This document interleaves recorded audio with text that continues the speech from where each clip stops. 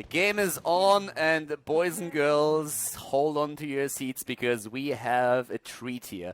We have a very interesting setup in our match between VOX Nihili and Stellar Lotus. And to the left side, VOX Nihili with this lineup, and yeah, this actually happened. Srey on Sylvanas, we have Rixie on Tacita, Goat on Zagara, Goku on Zeratul, and Hosti on Abathur. And you might have realized that we have a severe lack of tanks, and also Tacita as a solo support at the same time in this setup, so this is going to be an interesting one. To the right side, Stellar Lotus with Nightmare and Kelthas, Tojamel on Uther, Yoda on Merlin, Wiz on Vala, and Wuje on Rexa. Now this is going to be a fun match, I can already promise you that much. We had Stellar Lotus in the last game in an absolutely incredible position. These guys have been doing such an amazing job. It was really a pleasure to watch that Viking play from Wuje. It was incredible. And right now, we have a comp that seems to really go for mass push power. Abathur is on the map. And originally, like, I mean, when this comp started, I was like, alright, Sylvanas, Zagara, we're going to look at the push comp here, and we're most likely going to see a tank that has a bit of wave clear, maybe Leoric, a Johanna, something along those lines, and they were just like, yeah, screw that. We are going full YOLO here. We are going quick match mode. And this comp, I mean, I'm really excited to see this game. I'm wondering how much they can do with this, but this is going to be a fun one. Definitely one of these matches that you don't really expect. But I want to highlight that again, VOX Nihili played incredibly well yesterday and lost also only against the team that won the tournament. So right now, we're having Yoda in the mid lane, we're having Rixie also in the mid lane, just like trying to hold the experience for his own team. They're starting to split off a bit. Goku is already in position. Down to the bot lane, we're seeing Goku going up against Rexa, and Rexa is also one of the heroes that we don't really have too often. We have the Grizzled Bear here taken. Misha getting a bit more survivability with this. And when we're looking at the talents, the one thing that sticks out a bit is that we are seeing for Vala currently an arrow build. The arrow build in general is very nice when it comes to the shrine fights here, because you end up in 1 versus 1 situations a lot, or at least with no minions around that could take the arrow damage. Oftentimes these days it's more so the multi-shot build that is being played, because Infernal Shrines is starting to make a huge, I want to say like a bit of a comeback, since earlier when the map was just newly added to the pool, didn't get played a lot. So that's why multi-shot is currently being played a whole lot, just because it's one of these things that is pretty sweet, where you can just get minions on Infernal Shrines while you dish out damage to the opponent's team. But here, the arrow build makes a whole lot of sense. That's what Wiz is currently playing with his master skin on Vala. We have level 4 hitting for the 2 teams at roughly the same time. And of course, I mean, you need to go into something like the Leeching Plasma here if you really want to go for a Tacita solo needs Leeching Plasma. Well, actually, I think you can argue about Leeching Plasma, but Color's Embrace is a must-have. And Leeching Plasma is usually one of the talents that you should also get. It is the first potential Dragon Knight for them, as 2 of the shrines are captured, but there's 3 heroes in the mid lane for Stellar Lotus, and that's going to make it very unlikely. There, oh wow, a double drop! Nightmare and Tojamel are dropping out of the game. But the immediate pause. So it helps us to go over a few of these talents again. We have, for example, on the side of, well, Misha and, of course, Rexa, the Hungry Bear, so the basic attacks heal a bit. It's all of Sustain for Misha at this point, so we have a bit of Sustain for them. Sustain is also the name of the game when we're looking at Zeratul, who currently is using Vampiric Strike as his level 4 talent, so he's already shifting his build a bit. We had a change to Zeratul in the last patch. Now the casting range on Void Prison is very short, it's half of what it used to be, and we're also seeing the duration of Wormhole reduced, which has a huge impact. Zeratul is actually rarely played. He's still played, but not as often as before, where he was like a first pick, first ban oftentimes. So Vampiric Strike is already a bit of an adjustment to that, a different build for the hero. We're having, at the same time now, also on level 1 again, the Barb Shot. That's one of the huge differences between the European server and the North American server. Barb Shot is played in Europe, but it's not played nearly as often as in an A, where it seems to be like the standard talent right now. So that showcases very well how on several heroes you also have like slight changes in talents. That's pretty cool. Tojam Earl in the mid lane has a bit of a tough time against Srey, and especially Sylvanas is of course the one who's just like rotating right now. Stellar Lotus has to follow her with a few heroes since they want to make sure that they don't lose structures. But it's a pretty cool setup in general. Abathur did not go for that push build that we see on the European server these days a lot. not. The level 1 talent was still a mine talent. And there's like these 2 or 3 ways how you can build Abathur right now, and this is definitely one of the legit ones. You are trying to be as annoying as you can possibly be with the toxic nests all over the map, and you're going to go into the level 7 talent too to get the extra slow out there. So it's incredibly annoying to go up against it. Srey up at the top now against Rexa. Rexa has, of course, quite a bit of pushing power too with the talents. Did not go into any of these Hawk talents just yet. Didn't skill the bird. Down to the bot lane, Goku is already on his Zeratul trying to maybe get a few hits in against Vala. That would be an interesting battle here with the Searing Arrow. We have in the mid lane a Trike right now, and it's both of the teams just like, they're not getting too far on the map, right? It's a bit of pushing power that we're seeing on the side of VOX Nihili. They're just like trying to destroy a couple of the structures, and they should. I mean, they have a Zagara. Look at the creep spread, by the way. Beautiful. Really well done. Endless Creep has also been skilled on level 7, which definitely helps, of course. And we are seeing Kala's Embrace now, so that the preload on the shields can begin. And this is going to be actually a pretty fun one, because right now the teams are very cautious in the way that they play this. We didn't see a single kill yet. It is really just a play around the opponent on the side of VOX Nihili. Move to a lane with Sylvanas and Zagara, get a lot of damage in, burst a couple of structures down, move back once your team or your opponent's team starts to rotate. And that is a well that is gone. They might get Misha! And Misha is down. Well done here. Misha already dead, and that is Wu-Jay in a bit of an awkward spot, since Misha is, of course, what he really needs to excel here. We have finally a talent taken with the Bird of Prey here, so we have an opportunity for them to just, like, burst these waves down even faster. Wu-Jay is showcasing that immediately as I talk about the talent. Thank you very much for that. It's just that 200% extra damage that you do with the Bird that is incredibly strong. Was 300% and then it got nerfed a bit, and for very good reason. It's still so strong, but this might be the first kill in the game, and there we have it. Kel'Thas is dead and Tacita is saving Goku, and he uses that opportunity to jump in and take down Vala. It's a double kill for VOX Nihili, and they are playing a solid game here. We have them with follow-through on Zeratul. That's going to help them a lot with the extra damage here. And we're seeing the unstable poison again for Sylvanas, and that is, of course, great burst damage. So when it comes to lane presence and pushing power, there is just nothing that you can say. It is VOX Nihili that is definitely pulling the punches. Down to the bot lane, we have still a few towers active, but I don't think that's going to last too long. Level 10s are ready. Wailing Arrow, more Void Prism, so many ultimates to section off parts of the opponent's setup. And at the top lane, Wu-Jay is using Misha to fight Zagara and Abathur, both of the shrines under the control of the red team. They're not moving for it just yet, but they have now level 10, so they could. Goku is trying to move in. Yoda is there. Oh, the stun is hitting, and so does the Flame Strike. Goku jumps away, and Abathur has his back now too. We see the Beasteel Wrath taken. We have Strafe, Divine Shield, and also Avatar plus Phoenix being used here.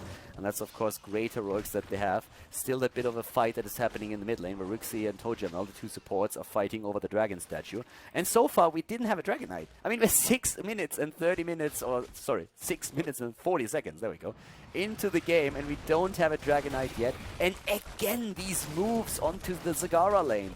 Goat with creep spread everywhere. Like, he covers nearly the entire upper part of the map in creep. They have perfect vision, and you could argue that Stellar Lotus is maybe a bit negligent when it comes to taking down those creep tumors.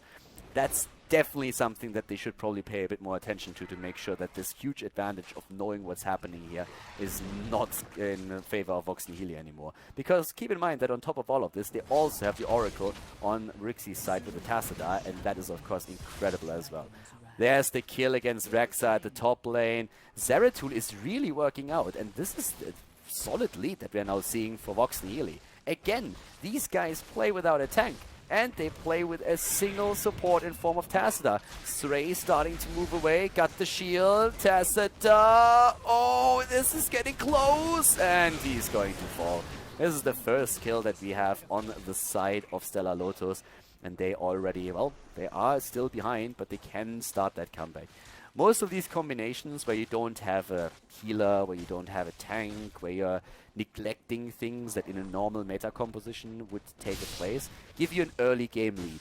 And then later on in the game, that's really when you start to struggle. And without a tank, this is pretty much the same scenario. Since later on in the match, the tank is the one who really tries to just eat as much damage as possible and will always move into your backline. And early on, it doesn't really make that much of a deal. but later on in the game, when really the talents start to unfold and this entire power starts to come in, then when it becomes a little bit more dangerous, especially with the level 10s now coming in. I mean, we have now Divine Shield, we have Avatar. These are all talents that give more sustain to Stellar Lotus, and that is a huge advantage that they are going to have, since all of the heroes that we are seeing for VOX Nihili are rather weak when it comes to survivability.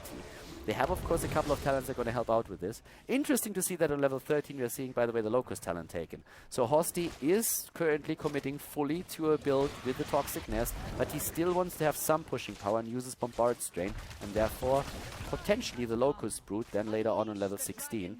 And normally when you do that, you would probably like to go for a hybrid build to have on level 1 the extra power on those Locusts just in general.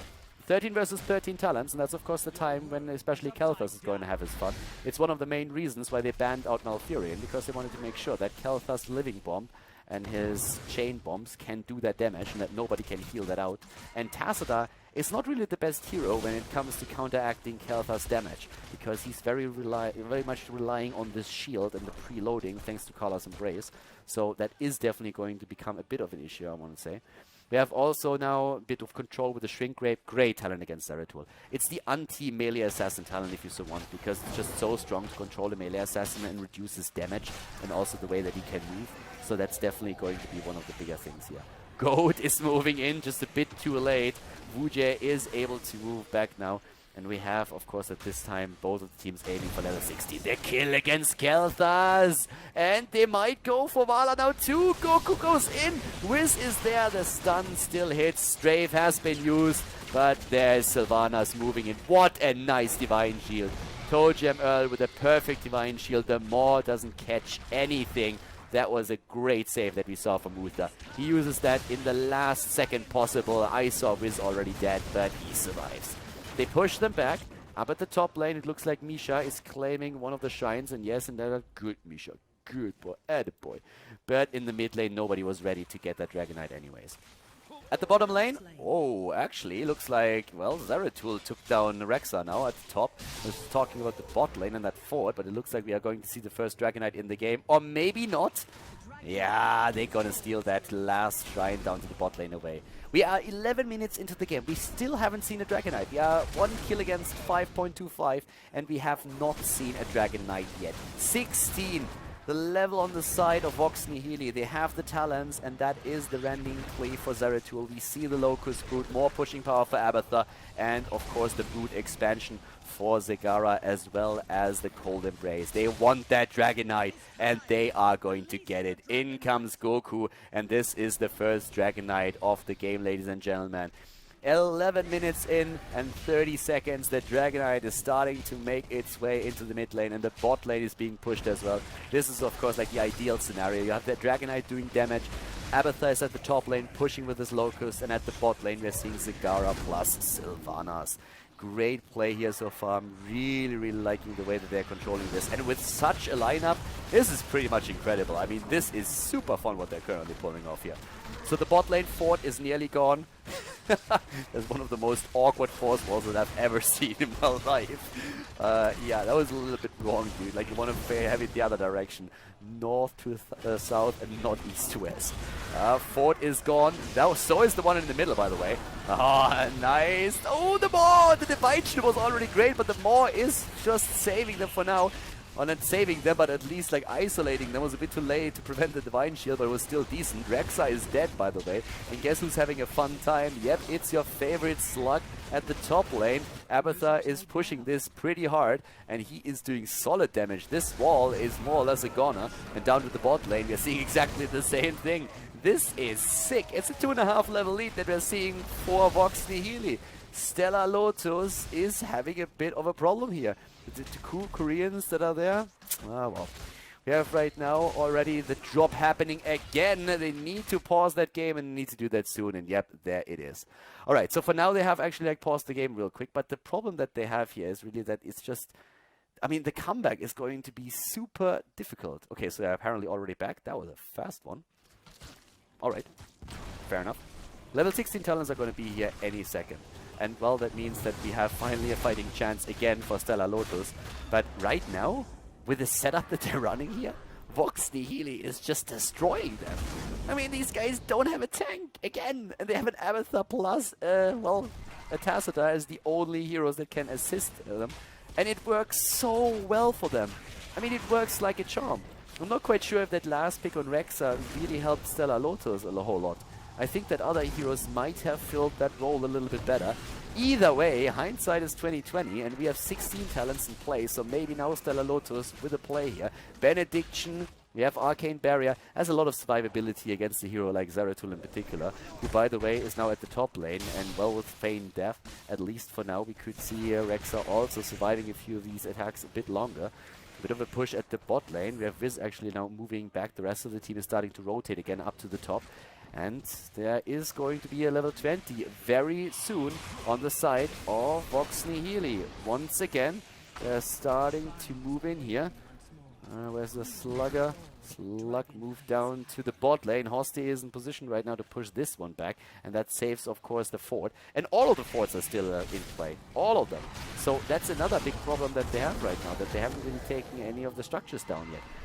The upside is that if you finally take a team fight and you can turn around and drop a few of these forts and towers, you're going to get a massive amount of experience that allows you to get back into the game a bit faster. But right now, it doesn't really look like any of this is going to happen soon, because level 20 will be ready in just a few more seconds for VOX Nihili, and that means, of course, Storm talents. They're going to get the final talent of the game, and there we have them. Storm Shield #1 has been claimed, a double bolt of the Storm at the bot lane. The Void Prism is just for now saving Goku. Goku is trying to move away from them. There's also the Nexus Blades for him now, and as our last talent on Abathur, I mean, you would talk about either Hive Mind or Locust Nest, I suppose. Those are the most common talents for the hero. Abathur himself has taken the Evolutionary Link. Alright, that's... I don't want to say it's a first, it's not really, but that's definitely a bit of a new one. So I don't see that too often. So you get that extra shield, which is pretty cool, but alright. So for now, we have another potential Dragonite for VOX Nihili. By the way, look at this push that's happening at the same time. Wu Jie is trying to take care of it, but the fight is happening for the Dragonite right over here, while the keep is under duress. We have everybody else moving to the middle, and oh, the force wall of victory! They use the strafe on Wiz for damage, for zoning, but Toe Jam and Nightmare are so low, and the zoning is happening. In comes Stray, and they take down 2, they take down 3. Kalthus and Vala are both dead. Stray jumps away, he even escapes. Unbelievable. He gets shielded and is moving away. It was so good from him to just move back and make sure that he just flanks them. Comes in from behind and takes down 2 heroes, and then they also start to drop the last one, Kalthus. Great play here on their part, and I mean, this Dragonite is going ham right now. They move into the mid lane, they just burst this away. Stray is, of course, in a great position with the Sylvanas right now. They are so far ahead, and they are using that advantage mercilessly. Like a surgeon, they use that Dragonite to move in and take down one structure after another. The first keep is already gone. The one at the top lane is being attacked by Zeratul, and in the bottom lane we are seeing Zagara, we are seeing Sylvanas and the Dragonite, and this is just melting it away.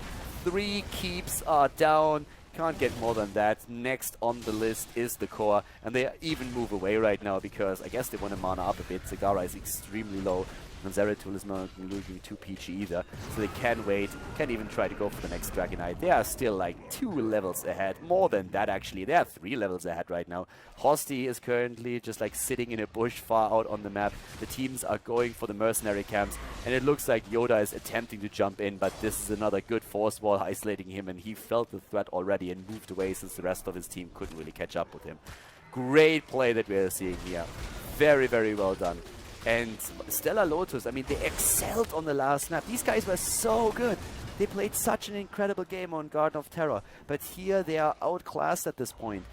They need a team wipe to come back into this game. They first of all need level 20s. And that's going to be a chore as is. Wu Jie at the top is trying to give them some experience and push these lanes back. They are really getting to level 20. I mean, they will hit their talent eventually. But with them not even having a single keep on the map anymore, it's going to be just so difficult no matter where you fight. If that's a long fight, catapults will push your core eventually, especially with all the camps that are being taken by VOX Nihili. And once that happens, you will have to move back, or you're going to start to lose core hit points against catapults. So right now, we have them starting to move in here. The thing is also, like, if you just look at the damage numbers a little bit, Kalthas, for example, 17,000 damage is nothing. He's just not able to get any damage because he always dies when these fights happen. He's getting put under so much pressure. He's actually like one of the heroes that they could have used to take down a couple of the heroes on the side of VOX Nihili. There is no Malfurion. I mean, that's the reason why Malfurion was banned out. And Tassadar is in a position where currently the shielding alone is really helping. He has 30,000, well, so to say, heals. That, of course, includes the shields as well. We have 39,000 of Uther. But Kalthas just doesn't have the damage. 17,000 for Kalthas 19 minutes into the game is not enough damage. Just plain and simple. They were dodging a lot of the damage as well by spreading out and not giving him a chance to really use the chain bombs properly. But the entire way that they move on the map right now, VOX Nihili that is just so difficult for them to handle. They move in again. Kalthas really needs to come through for his team together with the rest of them. But can he really do that? There they start to move in again. Gravity Labs, unfortunately for them, misses Rixie. They were trying to go for a bit of a snipe. They have the Storm talents with a Rewind, Redemption, Double Bolt of the Storm, and a Hardened Shield. And Vujay, oh, Stray is in a bit of trouble. Jumps away, the bomb hits, but it doesn't spread. And again, the core is being attacked, and this is just like a double Zeratul right now. Hosti and Goku together with those catapults move in, and that might already be game. Yeah, there is the Void Prism, a perfect one at that. Great play here, and Stellar Lotus is defeated. Great play on the side of VOX Nihili. Incredible play by them, and they advance in the End of the Storm tournament.